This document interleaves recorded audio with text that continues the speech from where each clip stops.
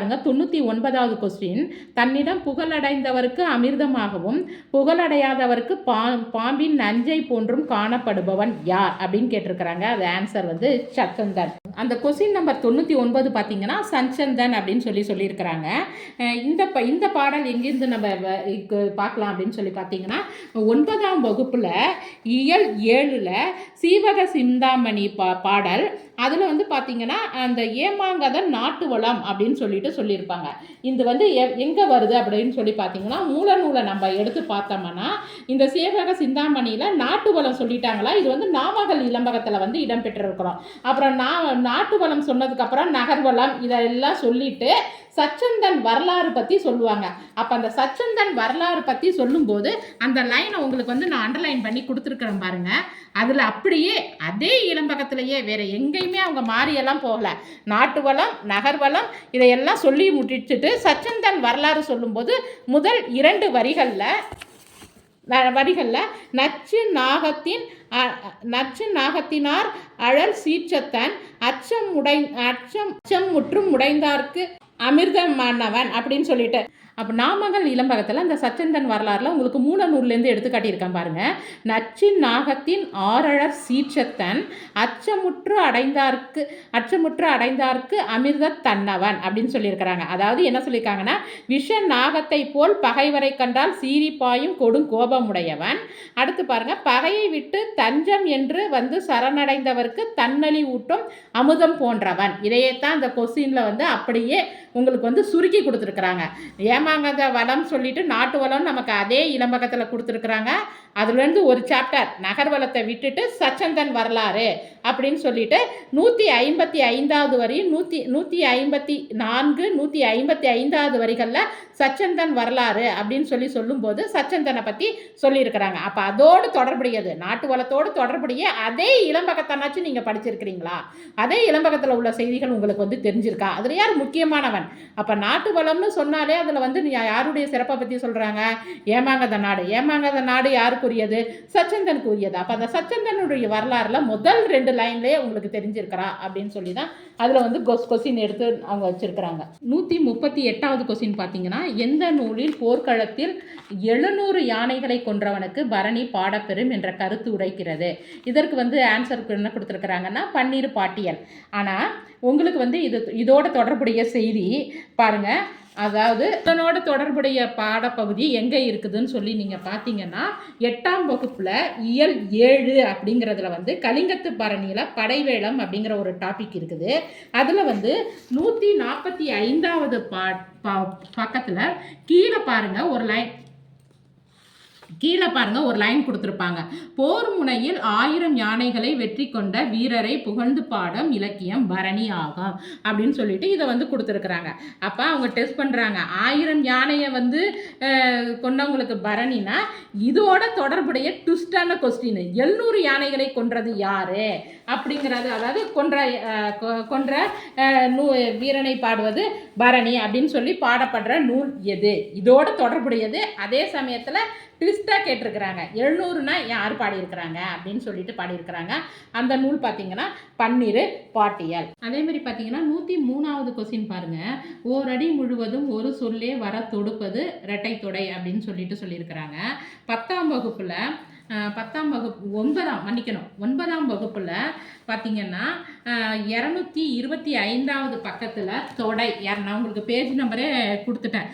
தொடை அப்படின்னு சொல்லிட்டு இது பண்ணும்போது அதில் வந்து என்னென்ன சொல்லியிருக்கிறாங்கன்னா மோனை தொடை, எதுகை தொடை, இயைபு தொடையை பற்றி சொல்லியிருக்கிறாங்க. ஆனால் ரெட்டை தொடையை பற்றி சொல்லலை. இதை தாண்டி மற்ற அதாவது ஒரு ஊ இணை பொழிப்பு ஒரு ஊ ரெட்டை தொடை இதையெல்லாம் பற்றியும் நீங்கள் வந்து படிச்சிருக்கிறீங்களா அப்படிங்கிற ஒரு டெஸ்ட் பண்ணுற நோக்கில் இதில் எளிமையானது தான். அந்த ரெட்டை தொடையை பற்றி உங்களுக்கு கேட்டிருக்கிறாங்க. அவங்க ஆப்ஷன்லேயே பாருங்களேன், எதுகை தொடை மோனை தொடையை பற்றி இந்த புத்தகத்தில் இருக்கும், செந்தொடையை பற்றி இருக்காது. ஆனால் ரெட்டை தொடையை பற்றி இதனோடு தொடர்புடைய அடுத்த லெவல் ரெட்டை தொடையை பற்றி உங்களுக்கு தெரிஞ்சிருக்குதா அப்படின்னு சொல்லிட்டு இந்த இதில் வந்து டெஸ்ட் பண்ணியிருப்பாங்க.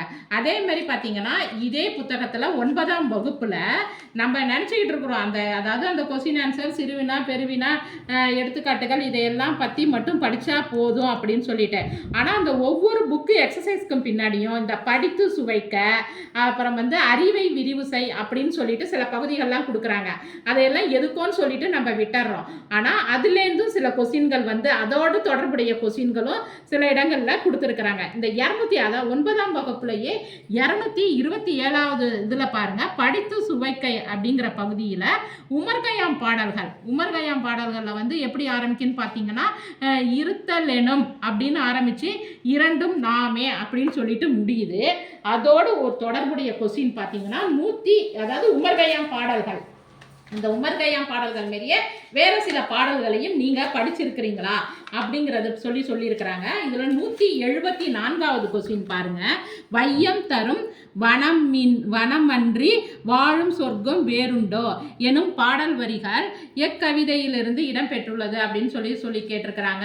அது வந்து அதுக்கு வந்து ஆன்சர் வந்து உமர்கயாம் பாடல்கள் அப்படின்னு சொல்லியிருக்கிறாங்க. ஏன்னா மருமக்கள் வழி வான்மியத்திலையும் இல்லை இந்த பாடல்கள் வரிகள்லாம் நாங்கள் பார்த்த வரைக்கும்.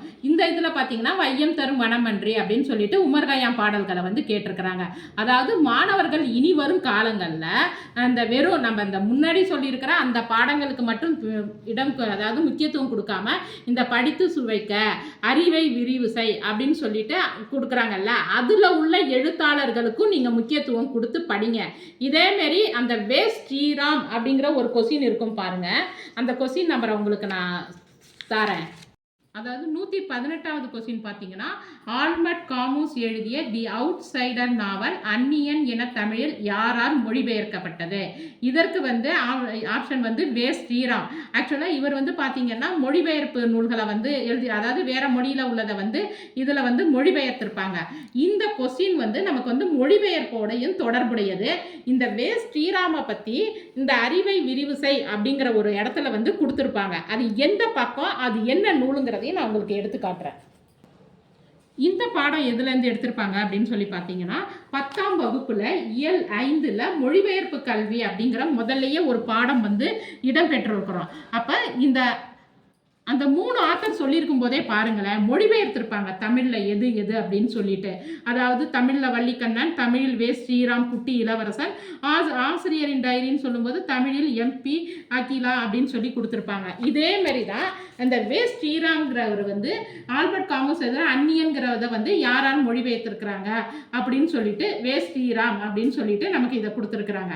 அப்போ ஒரு இதில் வந்து விரிவு செய் அப்படின்னு சொல்லிட்டு சில ஆத்தர்கள்லாம் கொடுத்தாங்கன்னா அவங்களோட தொடர்புடைய நூல்களையும் நம்ம படிச்சிருக்கணும். அதே மாதிரி பார்த்தீங்கன்னா இந்த மொழிபெயர்ப்போடு தொடர்புடைய ஒரு கொஸ்டினே, இப்போ அந்த மொழிபெயர்ப்பு அப்படிங்கிறது வந்து ஒரு முக்கியமான நமக்கு வந்து பாடமாக இருக்குது. அவங்க மொழிபெயர்ப்பு கல்வினே ஒரு பாடத்தினுடைய சொல்லிட்டு அந்த மொழிபெயர்ப்பினுடைய தேவை, கல்வி, அதனுடைய சிறப்புகள், தொடக்கம் எல்லாத்த பற்றியுமே நமக்கு வந்து சொல்லியிருப்பாங்க.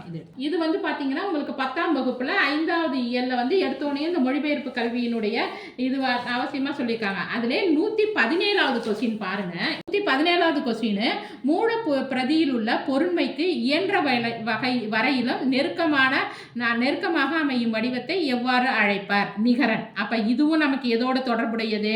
மொழிபெயர்ப்போடு தொடர்புடையது. அப்போ மொழிபெயர்ப்போடு தொடர்புடைய நிகரம்னா என்ன? அதை எல்லாத்தையும் சொல்லிட்டு நிகரன் அப்படிங்கிறது உங்களுக்கு தெரிஞ்சிருக்குதா அப்படிங்கிறத பற்றி உங்களுக்கு வந்து நிகரன் அப்படிங்கிறதுலாம் ஒரு டெக்னிக்கல் டேர்ம் மாதிரி. அதாவது ஒவ்வொரு துறைக்கும் வந்து ஒவ்வொரு வந்து ஒரு துறை சார்ந்த சொற்கள் இருக்கும். அப்போ மொழிபெயர்ப்பு துறையில் நிகரன்கிறது வந்து ஒரு அந்த துறைக்குரிய ஒரு டெக்னிக்கல் டேர்ம். அதை பற்றி உங்களுக்கு தெரிஞ்சிருக்குதா அப்படின்னு சொல்லிட்டு உங்களுக்கு வந்து அதை அடுத்த நிலையில் போய் உங்களை வந்து உங்களுடைய அறிவுத்திறனை வந்து சோதிச்சிருக்கிறாங்க. நன்றி, வணக்கம்.